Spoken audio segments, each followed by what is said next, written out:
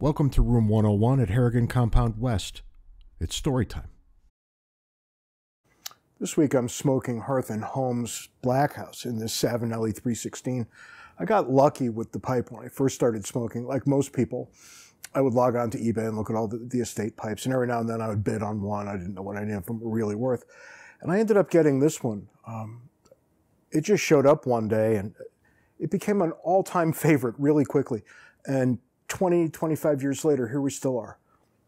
The Blackhouse pipe tobacco was the first Balkan I ever tried.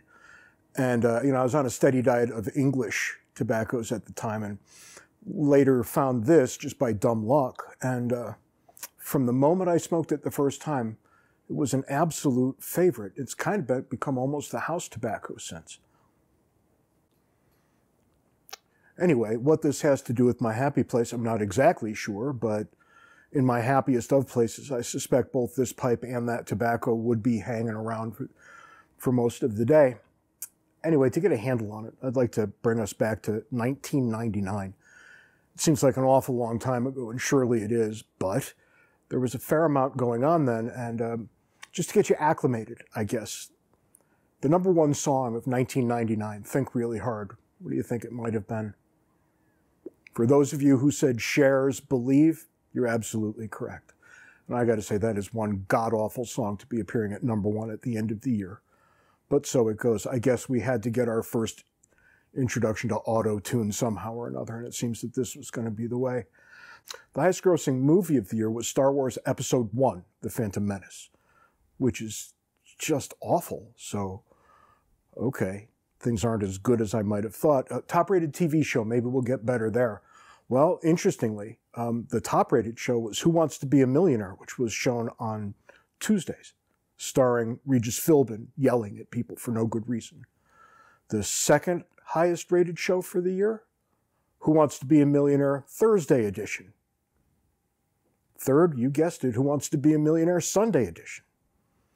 Top 3 shows, same awful show. So it seems like the year 1999 was not the greatest year for any kind of pop culture. But maybe we can find some meaning other ways, because 1999 was the first time I moved to Logan, Utah. That I say it this way indicates clearly that I made the same mistake again later down the road, but we'll get to that when we get to that. This is chapter 1 of my time in Logan, Utah. And this was the time when my first daughter, Fiona, was conceived, which may be a touch on the weird side for me to tell you, but we kind of need to get there for all kinds of good reasons. Given that the wife became pregnant for the first time here in Logan, Utah, that meant that I had to go, and I think had to go is correct, I had to go to childbirthing classes, which didn't agree with me in any way, shape, or form.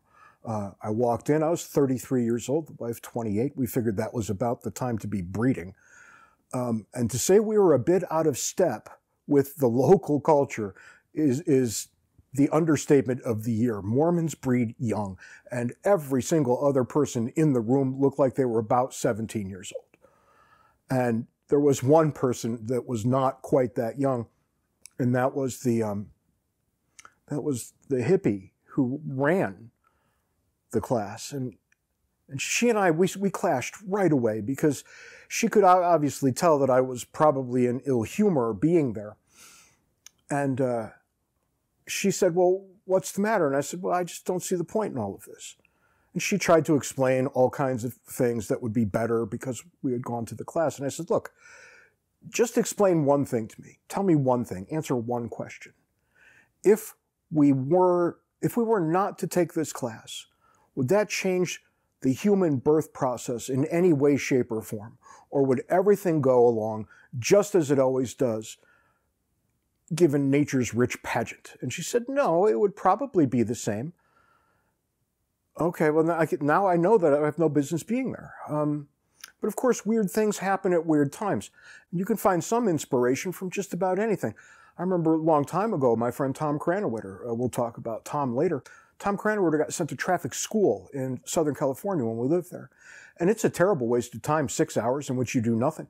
And Tom went with this thought in his head, geez, I hope I learned something. Kind of idiotic if you think about it for a moment. But there I was already in the childbirth class, so I figured, all right, let's roll with it and see if there's anything. And there is one thing that happened there that's kind of stuck with me ever since. And it's been a long time now, 21 or so years. The hippie lady instructed us all to go to our happy place. And honestly, I had never once thought about what a happy place even would be, let alone what mine was. So I decided, well, I'd run with this a little bit, and I decided I would figure out what my happy place was, whatever it took. And literally within 2 seconds, I had visions crossing my brain that led me to understand that my happy place was truly the happiest of places. And I immediately thought of Fenway Park in Boston, Massachusetts. What could be better? I mean, anybody who's been to Fenway knows that it's a real experience, right? It's one of those visceral experiences that touches all of the senses as you walk in to catch a game. And it starts from outside, right? The minute you get there. And just bear with me for a second. Close your eyes and think about this. You're walking and there's a lot of people there, but they're all in a pretty good mood. Everybody has anticipation for the game. Nobody's out of sorts. The vendors are all trying to make money, of course, but they make money by selling the most wonderful of things. One of the best things I ever ate was a sausage sandwich I got right outside Fenway. The guys just grill them up, throw onions, peppers on them, and sell them to you. And my God, was it good. Popcorn is everywhere, of course, and fresh roasted peanuts. Almost anything you want. And it's a cacophony of smells and sounds that is not replicated any other place on earth. Even other ballparks don't really come close for whatever the reason. And you walk around and you breathe it all in, and you're with the people, and you filter in through your chosen door, your gate, and you start making your way to the seats. And here's where it gets really, really unbelievable. Because Fenway, it was built so long ago. This is not a modern park by any stretch of the imagination. It's old, and you can feel the skeleton as you walk through. I mean, it's old. And here it sits, because who in his right mind would ever say, we need a different park in Boston? Who would ever say, let's get rid of Fenway? And I suppose the only analogous thing would be Wrigley Field in Chicago. I've never been there. I hope to get there one day in my life. But Fenway, I've been there hundreds of times. And you walk with the people and you pass the beer vendors on the inside, and they sell beer for like $40 a glass, and this kind of thing. And by the time you get to the steps that lead to where your seat is, you can actually see the light filtering through. You can actually see it coming in. And you walk into the light. It's almost like a near-death kind of story, right? You walk into the light, and your eyes adjust to it, and it's a little painful at first because it's very dark underneath and very bright up top. And the minute your eyes adjust, all you can see is this gorgeous green field. And it's really, really green. You get used to, in any big city, and in Boston to be sure, never seeing anything that's that fresh, that's that crisp, right? That's that perfect. And you could see the lines where they mowed to keep it tight for the game. And as you walk in, you can hear all the murmuring of the other people. You can't really make out much, but it all leads to this serene moment where you walk above ground, see the park, and know that this is why you came. This is what you're here for. And oh yeah, in a minute or two, there's going to be a ball game. And those are always just fantastic. I remember when I was young, and this is likely why it's my happy place. I don't really think about it that much, but here it is. When I was a boy, probably 9 and 10, because I came to the Red Sox just a year after their 1975 World Series loss to the Reds. So 76, I'm 9. And I start watching the Sox, and I gobble up everything baseball that I could gobble up. Back then it was broadcast TV, so you didn't get to see them very often, but I listened to them on the radio every day that they had a game. 1080, Connecticut, on the radio. And I started agitating early on to be taken to Fenway Park, right? I'd never been to a ball game, and my parents weren't really big fans, and they didn't necessarily want to go, and they, you know, it was a 2-hour, 2.5-hour ride, and the expense of the tickets and what have you. But I finally found a bus tour that was taking people from my town to Fenway Park. And all you had to do was get dropped off at the bus station. And I thought, hey, now we got something here. And I prevailed upon my parents that I should be able to go on the bus. And they agreed, shockingly. And then the day of the game, I woke up and I had a relatively high fever that started getting worse. And I tried to fake it. I tried to pretend like I was well, but I was so sick there was never a hope of going. I ended up giving the tickets to my next door neighbor, who's a retired man, Red Sox fan himself. We would often be listening in our respective backyards to the radio with the game on, both of us. So I would hear it slapping a little bit from the other yard in the summertime. But I couldn't make it. And I couldn't get there for another 2 or 3 years. It was really a lot of years of whining and complaining that I wanted to go. And finally, when I got to go, it was Red Sox Angels, which was fantastic. And I sat in the right field box seats, which, unbeknownst to me at the time, were really crappy seats, right? There was no way to see the batter from those seats. And I didn't care. It was Fenway Park. It was the Red Sox. It was early summer, and everything was possible again.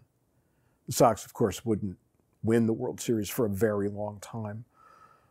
My grandmother lived her entire life a Red Sox fan. She never saw them win a championship, and people in New England kind of take that as their birthright.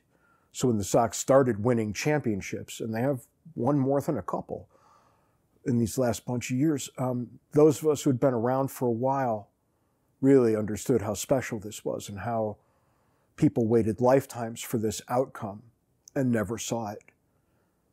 And that's what it was like to be a Red Sox fan. It's gotten much better now. But the Fenway Park experience, there's no way that that gets any better or worse than what it is. I mean, sure, they put some seats up on the Green Monster. And I've never sat in those seats. I would like to one day. But living here in Arizona, it makes catching a game at Fenway a little difficult. But that's my happy place.